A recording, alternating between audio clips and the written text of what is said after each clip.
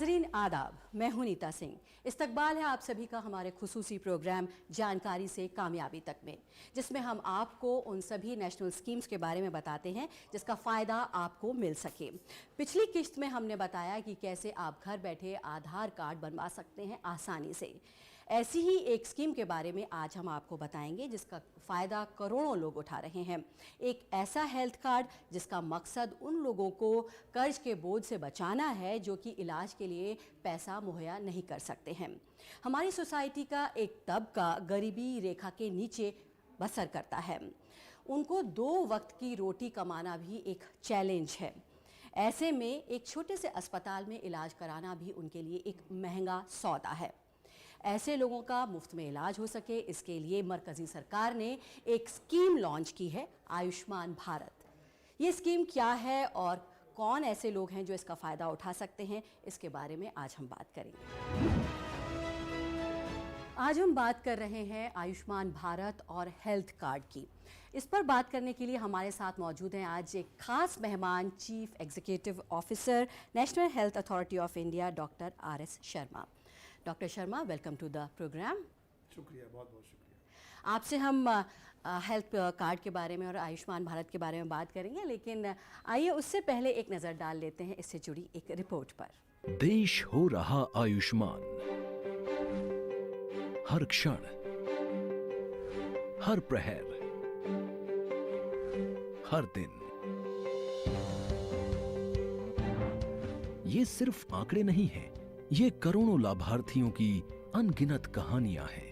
ये कहानियां हैं संघर्ष और जीत की, बीमारियों से आजादी की, मुस्कुराहटों की और नई आशाओं की। इन आशाओं की नींव माननीय प्रधानमंत्री श्री नरेंद्र मोदी जी ने 2018 में आयुष्मान भारत प्रधानमंत्री जन आरोग्य योजना के रूप में रखी थी। पिछले 2.5 वर्षों में हमने इसी सपने को बुना और साकार किया है। योजना के तहत अंतिम जन तक स्वास्थ्य सेवाओं की पहुंच को सुनिश्चित किया है, ताकि किसी को कर्ज न लेना पड़े दवा और जांच के लिए, किसी को खुशियां गिरवी न रखनी पड़े इलाज के लिए। आज इन प्रयासों का परिणाम चारों दिशाओं में दिख रहा है। तो इस रिपोर्ट में हमने जाना कि करोड़ों लोग आयुष्मान भारत और हेल्थ कार्ड का फ़ायदा उठा रहे हैं, और इसको और तफसील से जानेंगे। हमारे साथ डॉक्टर शर्मा मौजूद है। डॉक्टर शर्मा, आयुष्मान भारत के ज़रिए गवर्नमेंट एक बहुत बड़ी आबादी को फ़ायदा पहुंचाने की कोशिश कर रही है। ऐसे में क्या एलिजिबिलिटी क्राइटेरिया है और आप कैसे वेरीफाई करते हैं? आपने बहुत अच्छा सवाल पूछा है। ये जो स्कीम है करीब 2018 सितंबर से स्टार्ट हुई, और उस वक्त हमें ये आदेश दिया गया कि हम 40% जो हिंदुस्तान की आबादी है, जिसमें करीब 54 करोड़ लोग आते हैं, उनको हम प्रत्येक साल 5 लाख रुपए का जो इंश्योरेंस कवर है वो प्रोवाइड करेंगे। तो उस हिसाब से बहुत बड़ी आबादी इसमें शामिल है, और उनको हम जब तक 5 लाख रुपए का उनका जो एंटाइटलमेंट है वो ख़त्म नहीं होता, तब तक हम उसको इंश्योर करते हैं। तो एक बहुत बड़ी आबादी है जिसको कि आप फ़ायदा पहुंचाने की कोशिश कर रहे हैं इस स्कीम के ज़रिए। तो इसमें स्टेट गवर्नमेंट्स का भी कोई रोल रहता है क्या? उनकी भी कोई रिस्पॉन्सिबिलिटी है? हाँ, देखिए, ऐसा है कि ये स्कीम भारत सरकार के और स्टेट के सहयोग से चलती है। 40% हिस्सेदारी राज्य सरकारों की होती है और 60% जो हमारी केंद्रीय सरकार है उसकी होती है। और बेसिकली जो स्टेट हेल्थ एजेंसीज हैं हमारी, जैसे नेशनल हेल्थ एजेंसी अथॉरिटी हमारे हिंदुस्तान के लेवल पर है, उसी तरह से राज्यों के और केंद्रीय शासित प्रदेशों के स्तर पर स्टेट और यूटी की हेल्थ एजेंसियां हैं, जिनके मार्फत इस प्रोग्राम को हम लोग चलाते हैं। बहुत सारे लोग अब ये जानना चाहेंगे कि कौन से ऐसे अस्पताल हैं जहां जाकर वो अपना मुफ्त में इलाज करवा सकते हैं। क्या कोई लिस्ट है अस्पतालों की? ये देखिए, दोनों ही तरह के अस्पताल इसमें आते हैं। जो पब्लिक सेक्टर के अस्पताल, सरकारी अस्पताल है, वो भी आते हैं, और साथ ही साथ प्राइवेट अस्पताल भी इसमें शामिल है। करीब 25,000 अस्पताल पूरे हिंदुस्तान में इस योजना में नामांकित हैं, इस योजना में एम्पैनल्ड हैं, और जिनमें से किसी भी अस्पताल में आप जा सकते हैं। साथ ही साथ सबसे बड़ी चीज़ क्या है कि ये कोई ज़रूरी नहीं है कि आप किसी अस्पताल से जुड़े हुए हैं, आप किसी भी अस्पताल में पूरे हिंदुस्तान में जा सकते हैं। और 33 राज्य इससे जुड़े हुए हैं। केवल 3 राज्य ऐसे हैं जो इसका पार्ट नहीं है, बल्कि 33 राज्यों में हम लोग की ये योजना चल रही है। अगर हम बड़े शहरों की बात छोड़ दें और दूर दराज के इलाकों की बात करें, अगर गाँव की बात करें, तो वहाँ पर जो हेल्थ केयर सेंटर्स हैं, जो अस्पताल हैं, क्या उनके अंदर इतनी कैपेसिटी है कि वो इलाज कर सकें? बिल्कुल, क्योंकि हम लोगों ने जो एम्पेनलमेंट किया है अस्पतालों का, उस एम्पेनलमेंट के पीछे भी क्राइटेरिया यही है कि सारे हिंदुस्तान में जगह जगह पे हर जिला कवर्ड हो। तो हम लोगों का ये प्रयास रहता है कि हर जिले में कम से कम एक अस्पताल को हम एम्पेनल करें, चाहे वो प्राइवेट हो या पब्लिक हो। वैसे तो ये है कि हर जिले में जो सदर अस्पताल होता है जिले में, वो जिले का अस्पताल तो एम्पेनल्ड है ही इस स्कीम में। डॉक्टर शर्मा, अब एक अहम सवाल ये बनता है कि इस स्कीम के तहत क्या कोई लिस्ट है बीमारियों की जिनका इलाज मुफ्त में हो सकता है? जी बिल्कुल बिल्कुल, आप बिल्कुल सही कह रही हैं। करीब करीब 950 लगभग बीमारियां हैं और करीब 550 1550 करीब करीब जो इलाज के जो तरीके हैं वो हम लोगों ने बनाए हुए हैं, जिसको हम हेल्थ बेनिफिट पैकेज कहते हैं। तो लगभग सारी बीमारियां इसमें कवर्ड हैं, ऐसी कोई बीमारी नहीं है जो इसमें कवर्ड ना हो। अब ये अलग बात है कि मान लीजिए कोई आदमी कॉस्मेटिक सर्जरी करवाना चाहता है तो वो तो कवर्ड नहीं होगी, लेकिन वैसे जो अमूमन जो बीमारियां होती हैं वो सब इसमें कवर्ड हैं। इस स्कीम के तहत 50 करोड़ लोगों को फ़ायदा पहुंचाने की कोशिश की जा रही है, ये बात कही जा रही है। तो अब तक कितने लोग हैं जो इस स्कीम में रजिस्टर करा चुके हैं और कितने लोगों को फ़ायदा मिल चुका है? अगर हम बात करें ख़ास तौर से अभी जो कोविड चल रहा है, कोरोना का समय है, ऐसे में देखिए इस स्कीम का सबसे बड़ा लाभ ये है कि इसमें रजिस्टर कराने की भी ज़रूरत नहीं है। जो हमारा डेटाबेस है 2011 का सोशियो इकोनॉमिक कास्ट सेंसस का डेटाबेस, उसमें जितने लोगों के भी नाम उस क्राइटेरिया के अंतर्गत आते हैं वो ऑटोमेटिकली इस स्कीम के लिए एंटाइटल्ड हैं। लेकिन फिर भी हम लोग ये प्रयास करते हैं कि हर एक व्यक्ति को इसमें आइडेंटिफाई करके उसको बता सकें कि आप इस योजना के हकदार हैं। तो वैसी स्थिति में करीब 19 करोड़ लोगों को अब तक हम लोग कार्ड दे चुके हैं और उसके साथ साथ करीब 2.25 करोड़ 2 करोड़ 7 लाख लोगों को हम लोग इसमें इलाज का फायदा पहुंचा चुके हैं। और हम लोगों का प्रयास यही है कि ज़्यादा से ज़्यादा लोगों को हम लोग आइडेंटिफाई करें, उनको कार्ड दें, क्योंकि कार्ड से क्या होता है कि एक व्यक्ति के पास एक टोकन रहता है जिसको लेकर के जाता है और वो अपना ये एक हक समझता है कि हाँ मुझे इलाज मिलना चाहिए। तो एक प्रकार से एम्पावरमेंट का टूल है वो कार्ड। गवर्नमेंट कोशिश कर रही है कि बहुत बड़ी आबादी को इसका फ़ायदा मिल सके, लेकिन बहुत सारे ऐसे लोग होते हैं जो इलाज का खर्च जानने के बाद तो उसमें बहुत ज़्यादा खर्चा होने वाला है ये सोच करके इलाज के लिए अस्पताल नहीं जाते। तो अवेयरनेस के लिए क्या कुछ किया जा रहा है जिससे कि लोग अस्पताल तक पहुँच सकें? देखिए स्कीम की अवेयरनेस तो ऐसी चीज़ है कि कभी भी परफेक्ट सिचुएशन पैदा नहीं होती, लेकिन ये है कि हम लोगों का कार्ड के माध्यम से, स्टेट हेल्थ एजेंसीज के माध्यम से, बाकी जो मीडिया है उनके माध्यम से, आप सबके माध्यम से ये प्रयास रहता है कि अपना नाम जाने, अपना नाम, आपका एलिजिबिलिटी है कि नहीं स्कीम में, और अगर है तो उसके बाद अपना कार्ड बनवा लें। कार्ड बनाने की व्यवस्था हम लोगों ने हर कॉमन सर्विस सेंटर पर की हुई है। गांव के स्तर पर आप कार्ड अपना डाउनलोड भी कर सकते हैं। तो एक तरह से हम पूरा प्रयास कर रहे हैं कि कोई भी इंसान जो इसमें एनरोल्ड है, कोई भी परिवार, कोई भी फैमिली जो इसमें एनरोल्ड है, उसको उसका पूरा लाभ मिल सके। और 3.25 करोड़ लोगों का इलाज हो चुका है। अब सोचिए आप, करीब करीब 10 लाख लोग, हम एक महीने में करीब 10 लाख लोगों को इलाज का बिल हम लोग भुगतान करते हैं। तो ये बहुत बड़ी संख्या है। ये दुनिया की सबसे बड़ी इंश्योरेंस स्कीम है आयुष्मान भारत प्रधानमंत्री जन आरोग्य योजना।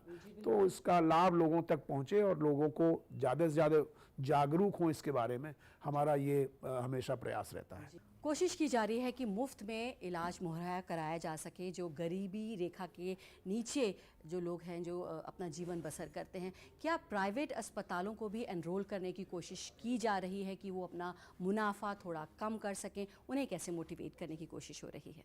देखिए हमारा तो बहुत सीधा सिद्धांत है कि किसी को जब तक लोगों को लाभ नहीं होगा तब तक कोई लोग आएगा नहीं। प्राइवेट अस्पतालों को एम्पेनल्ड होना ही होना है, ये कोई कंपलसरी तो है नहीं। तो प्राइवेट अस्पताल भी हमारे साथ मिलकर ही हम उनके साथ काम करते हैं। हमारी जो दरें हैं, जो हेल्थ बेनिफिट पैकेज की जो रेट्स हैं, उन रेट्स को भी हम लोग हमेशा रियलिस्टिक बनाने का काम करते हैं, मार्केट से अलाइन होने का काम करते हैं। अगर किसी चीज़ का मार्केट में दर 200 रुपये है तो हम 200 रुपये देने का प्रयास करते हैं। हो सकता है 180-90 दें, बिकॉज हमारा वॉल्यूम बहुत ज़्यादा है तो हमको डिस्काउंट थोड़ा मिलना चाहिए। लेकिन आइडिया यही है, और समय समय पर हम इन रेट्स को रिवाइज करते रहते हैं, हम इन रेट्स को बदलते रहते हैं, जिससे कि लोग उसमें आते रहें। तो प्राइवेट अस्पतालों के ऊपर कोई जोर जबरदस्ती नहीं है, वो वॉलंटरली इस प्रोग्राम में शामिल होते हैं, और हम लोग प्रयास ये कर रहे हैं कि ज़्यादा से ज़्यादा प्राइवेट अस्पताल इसमें शामिल हो सकें। जी, तो उनको भी आप मोटिवेट कर रहे हैं, कोशिश जी हाँ, और जो क्वालिटी के अस्पताल हैं उनको हम प्रमोट भी कर रहे हैं। जैसे कोई NABS से एक्रेडिटेड अस्पताल है तो उनको हम कोशिश करते हैं कि थोड़ा जो पैकेज रेट है उसमें कुछ इंसेंटिव करें।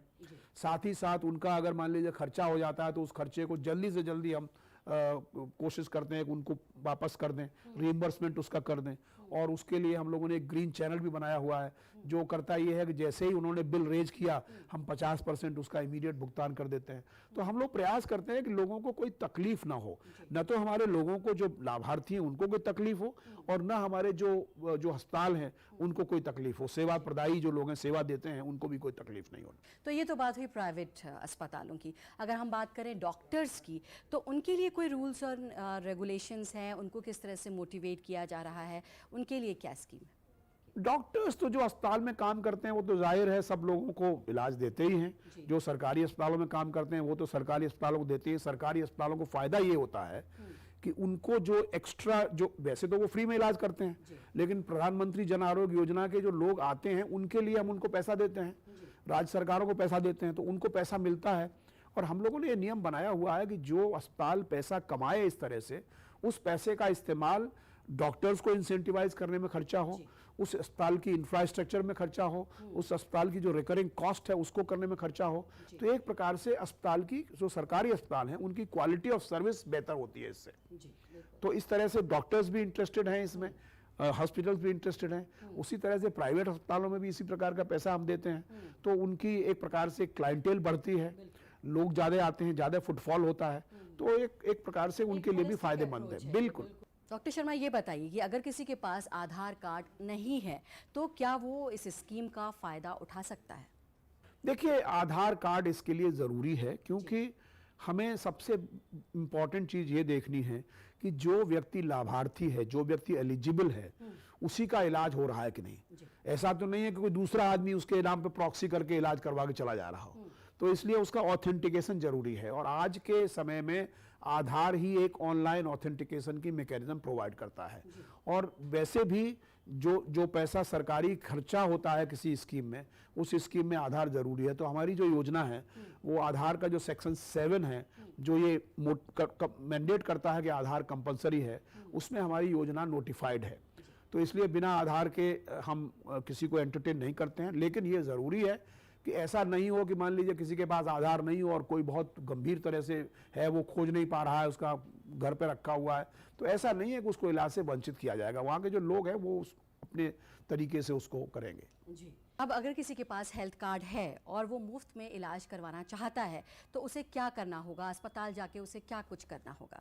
देखिए, पहली बात तो ये है कि उसे जानना होगा, अगर उसके पास आयुष्मान कार्ड है तो उसमें कोई समस्या नहीं, वो जाकर के अपना इलाज, कोई बीमारी होगी उसको करवा सकता है। अगर उसके पास आयुष्मान कार्ड नहीं है तो पहले उसे ये देखना होगा कि मैं आयुष्मान कार्ड का हकदार हूं कि नहीं, और हकदार होने के लिए उसको 2011 की जो लिस्ट है उस लिस्ट में परिवार के रूप में शामिल होना होगा। अगर उसका जन्म 2011 के बाद हुआ है तो उसे अपने आप को परिवार में जोड़ना होगा। तो इस तरह से उसको एक एलिजिबिलिटी के बारे में निश्चिंत होने के बाद अपना एक आयुष्मान कार्ड लेके जाएगा तो उसका इलाज मुफ्त में हो जाएगा। अगर मान लीजिए वो आयुष्मान की जो योजना का जो मापदंड है उस मापदंड में है नहीं, तब हमारे लिए ये समस्या है कि हम उसको मुफ्त इलाज नहीं दे सकते। अब एक अहम सवाल ये है कि वो इस लिस्ट पे आते हैं या नहीं, ये कैसे जानकारी हासिल होगी? जैसे कि आपने बताया कि एक लेडी है जिसका कि हस्बैंड, उसका लिस्ट में नाम है लेकिन उसका नहीं है, लेकिन वो जाके लिस्ट में नाम डलवा सकती है, तो कैसे पता चलेगा लिस्ट में नाम है या नहीं? इसके लिए क्या करना होगा? बहुत अच्छा सवाल आपने पूछा है। हम लोगों ने पूरी लिस्ट है पूरे हिंदुस्तान की, वो लिस्ट हमने पब्लिक की हुई है आयुष्मान भारत की वेबसाइट पर, और उसमें सबसे बड़ी सुविधा हमने ये दी हुई है कि आप खोज सकते हैं कि मेरा नाम है कि नहीं। जैसे मान लीजिए आप कहाँ गांव के रहने वाले हैं, आपके पिताजी का नाम क्या है, आपका नाम क्या है, इस तरह से पूरी व्यवस्था उसमें की गई है कि आप आसानी से अपना नाम खोज सकते हैं।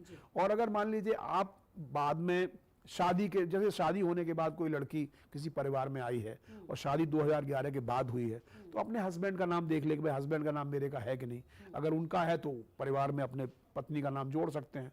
तो इस तरह से बहुत सरल व्यवस्था है।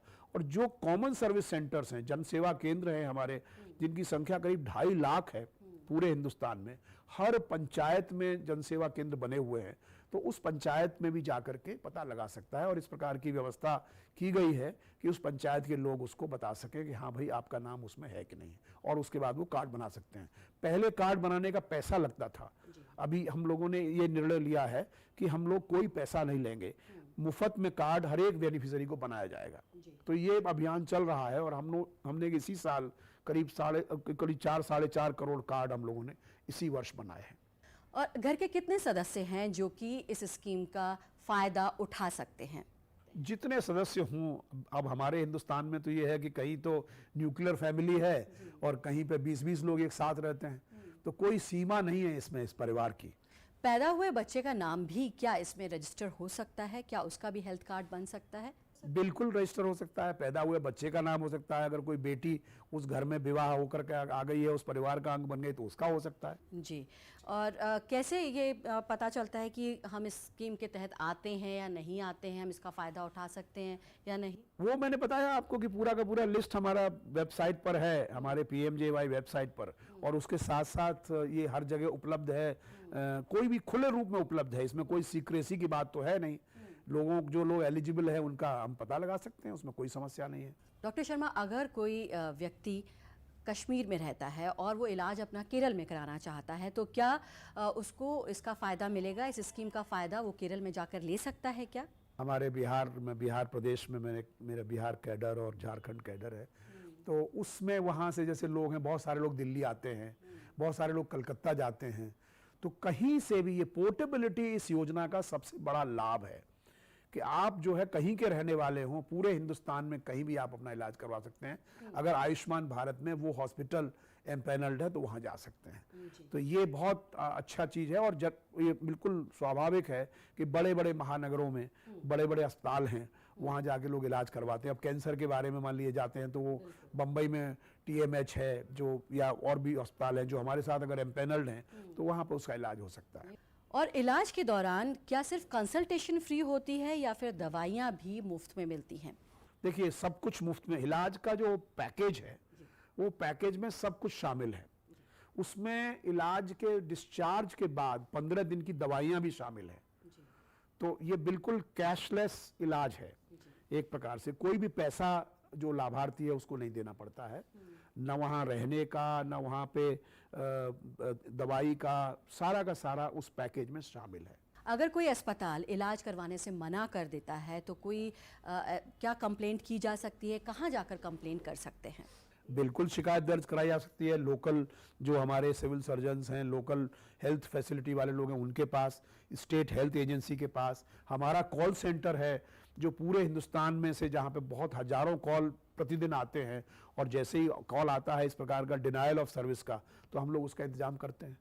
तो बिल्कुल शिकायत कर सकते हैं आप। आई थिंक 14555 हमारा नंबर है, टोल फ्री नंबर है। उस टोल फ्री नंबर पे आप शिकायत कर सकते हैं कि हमारे पास आयुष्मान कार्ड भी है, हम एलिजिबल भी हैं, लेकिन किसी अस्पताल ने हमको परेशान किया या सेवा से निकल लिया। आजकल हम देखते हैं कि ट्विटर पर भी बहुत सारे लोग शिकायत करते हैं और हम उसका निदान करते हैं।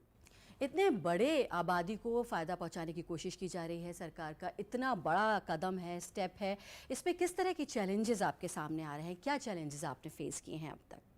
देखिए, चैलेंजेस तो हमको इसी बात की, एक तो अवेयरनेस की जब बात कही आपने, अवेयरनेस इज वन चैलेंज। दूसरी बात कही कि भाई जो बेनिफिशियरीज हैं 2011 की लिस्ट में, कुछ बेनिफिशियरी जो बाद में पैदा हुए वो नहीं कर पाए, तो बेसिकली उन लोगों को, ज़्यादा से ज़्यादा लोगों को आइडेंटिफाई करना एक चैलेंज है, जिसको हम लोग धीरे धीरे, अभी कोरोना के पीरियड में थोड़ा सा अभियान रुक गया, क्योंकि हमारे जो फील्ड वर्कर्स हैं, हमारे जो हेल्थ वर्कर्स हैं, वो नहीं जा पाए, जगह जगह जाने में समस्या उनको थी। लेकिन अब हम लोगों ने बड़ा अभियान एक चालू किया है, और हमारा इरादा ये है कि इस साल में जितने भी हमारे बेनिफिशियरीज हैं हम उनको सैचुरेट कर देंगे। हमारे माननीय प्रधानमंत्री जी का भी यही निर्देश है कि आप जो है बेनिफिशियरी जो लोग हैं उनको आप सैचुरेट कीजिए, उनको आप एम्पावर कीजिए, उनको आप कार्ड दीजिए, और उनको इंश्योर कीजिए कि उनसे कोई भी इलाज में पैसा ना ले, बिकॉज ये बहुत ही कल्याणकारी योजना है सरकार की और इस योजना का लाभ सब लोगों को मिले, यही हम लोग सब लोग चाहते हैं। जी, इतनी अच्छी अच्छी बातें आपने आयुष्मान भारत के बारे में बताई हैं, तो हमारे बहुत से व्यूअर्स ऐसे होंगे जो खुद को इसमें रजिस्टर कराना चाह रहे होंगे और अब सवाल ये उठता है कि कैसे और कहाँ आप रजिस्टर कराएं। अगर आपको ये हेल्थ कार्ड चाहिए है तो हम आपकी ये मुश्किल भी आसान किए देते हैं और आपको बताते हैं कि आप खुद को कैसे रजिस्टर करा सकते हैं। अपनी हेल्थ आईडी बनाने के लिए आप सबसे पहले healthid.ndhm.gov.in की साइट खोलेंगे और क्रिएट हेल्थ आईडी पर क्लिक करेंगे। आपके सामने हेल्थ आईडी क्रिएट करने का ऑप्शन आ जाएगा। इसमें आपको जनरेट वाया आधार पर क्लिक करना है। लेकिन अगर आपके पास आधार कार्ड नहीं है या फिर आप अपना आधार कार्ड यहाँ इस्तेमाल नहीं करना चाहते, तो आप नीचे क्लिक करेंगे। आधार कार्ड के जरिए हेल्थ आईडी जनरेट करनी है तो यहाँ क्लिक करेंगे। इसमें आपको अपना आधार कार्ड नंबर डालना होगा, शरायत को मंजूरी देंगे, कैप्चा भरेंगे और सबमिट पर क्लिक करेंगे। इसके बाद आपके मोबाइल नंबर पर एक ओटीपी कोड भेजा जाएगा। उसे भरने के बाद सबमिट करना है। आपके सामने आपका नाम, मोबाइल नंबर, पैदाइश की तारीख और फोटो आ जाएगी। अब इसमें आपको दो चीजें भरनी होंगी। एक तो आपको अपना PHR एड्रेस यानी हेल्थ आईडी क्या रखनी है वो आप यहाँ पर लिखेंगे। इसके बाद यहाँ नीचे अपनी ईमेल आईडी लिखेंगे। अगर आपके पास ईमेल आईडी नहीं है तो आप इसको खाली भी छोड़ सकते हैं। इसके बाद नीचे सबमिट पर क्लिक करेंगे और कुछ ही पलों में आपका हेल्थ आईडी कार्ड जनरेट हो जाएगा। इसमें आपका हेल्थ आईडी कार्ड नंबर होगा, नाम होगा। आप नीचे क्लिक करके इसे डाउनलोड कर सकते हैं। कहीं से भी इसका प्रिंट आउट लेकर लेमिनेट करा लें और इसे अपने पास रखें। साथ ही साइड में आपको कुछ ऑप्शंस नजर आएंगे, जैसे कि माई अकाउंट में जाकर आप अपना प्रोफाइल एडिट कर सकते हैं, पासवर्ड, मोबाइल नंबर अपडेट कर सकते हैं, KYC वेरिफिकेशन आप दोबारा से कर सकते हैं और किसी भी वक्त आप अपनी हेल्थ आईडी को यहाँ से डीएक्टिवेट या डिलीट भी कर सकते हैं। सरकार की तरफ से आपको जितने भी हेल्थ बेनिफिट्स मिलेंगे वो आप यहाँ माई बेनिफिट्स में जाकर चेक कर सकते हैं। यहाँ पर आपको सारी डिटेल्स मिल जाएंगी। और हाँ, अगर आप बिना आधार कार्ड इस्तेमाल किए हेल्थ आईडी बनाना चाहते हैं तो उसके लिए आप क्रिएट योर हेल्थ आईडी पर क्लिक करेंगे, दूसरे ऑप्शन को चुनेंगे। इसके बाद जनरेट वाया मोबाइल पर क्लिक करेंगे, मोबाइल नंबर एंटर करेंगे, शरायत को मंजूरी देंगे, कैप्चा भरेंगे, सबमिट पर क्लिक करेंगे। आपके पास इसके बाद एक OTP भेजा जाएगा, जिसे भरने के बाद उसे आप यहाँ पर सबमिट करेंगे। अब आपको इसमें अपनी पूरी डिटेल्स मैन्युअली फिल करनी होंगी और आखिर में सबमिट पर क्लिक करेंगे। आपका health ID card successfully generate हो जाएगा। कार्ड डाउनलोड करने के लिए यहाँ क्लिक करेंगे और अपनी आईडी डाउनलोड कर लेंगे। इसके बाद इस हेल्थ आईडी में हेल्थ रिकॉर्ड सेव करने के लिए आपको एक ऐप डाउनलोड करनी होगी, NBHM हेल्थ रिकॉर्ड्स। इसमें आप PHR एड्रेस और पासवर्ड डालकर लॉगिन करेंगे, अपने प्रोफाइल पर क्लिक करेंगे और आप इसमें सभी डिटेल्स देख सकते हैं। आपका QR code, health ID number, password, इसमें सारी आपकी पर्सनल इंफॉर्मेशन आ जाएगी। यहीं से आप अपना पासवर्ड भी चेंज कर सकते हैं और अपना हेल्थ रिकॉर्ड इसमें जोड़ने के लिए आप लिंक रिकॉर्ड पर क्लिक करेंगे।